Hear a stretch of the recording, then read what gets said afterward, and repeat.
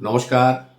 2025 কিভাবে সারা পৃথিবীর ওপরে ধ্বংসলীলা শুরু করতে যাচ্ছে মানার ওপরই একটা বিস্তারিত ভিডিও আমাদের আসছে। আজকে শুধু এই সংক্ষিপ্ত অনুষ্ঠানে সবাইকে একটু সতর্কতা বাণী হিসাবে যে যার নিজের স্বভাবের একটু পরিবর্তন করুন। 1 নম্বর কথা হচ্ছে পরনিন্দা, পরচর্চা, পরের সমালোচনা এই জিনিসটা থেকে দূরে থাকুন। কারোর সঙ্গে শুধু শুধু ঝগড়া বিবাদে জড়াবেন না, কেন এই বছরটা মাথা গরমের একটা ভীষণ বড় টেন্ডেন্সি আছে এবং তার সাথে কিন্তু হাত পা চালানো। অতএব রক্তারক্তি ব্যাপার, ধাক্কাধাক্কি এবং সেটা আরও খারাপ পর্যায়ে পৌঁছতে পারে।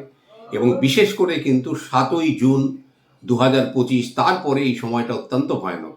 অতএব যারা মনে করেন একটু উগ্র স্বভাবের, তারা নিজের স্বভাবটাকে কন্ট্রোল করুন। নিয়মিত পর্যাপ্ত পরিমাণে জল পান করুন।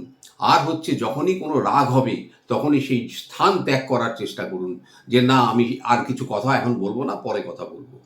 সংসারে মনোমালিন্য, ভাইয়ে ভাইয়ে বিবাদ, স্বামী স্ত্রী বিবাদ, এগুলো কিন্তু এই বছরে নির্দিষ্ট। অতএব প্রতিটা ক্ষেত্রের জন্য আগাম সতর্কবার্তা, ভাই সবাই একটু সংযত হন। ভুল রত্নের কোনো রকম ধারণ করবেন না। যদি কিছু রত্ন ধারণ নাও করতে পারেন, নো প্রবলেম, ভুল রত্ন ধারণ করবেন না।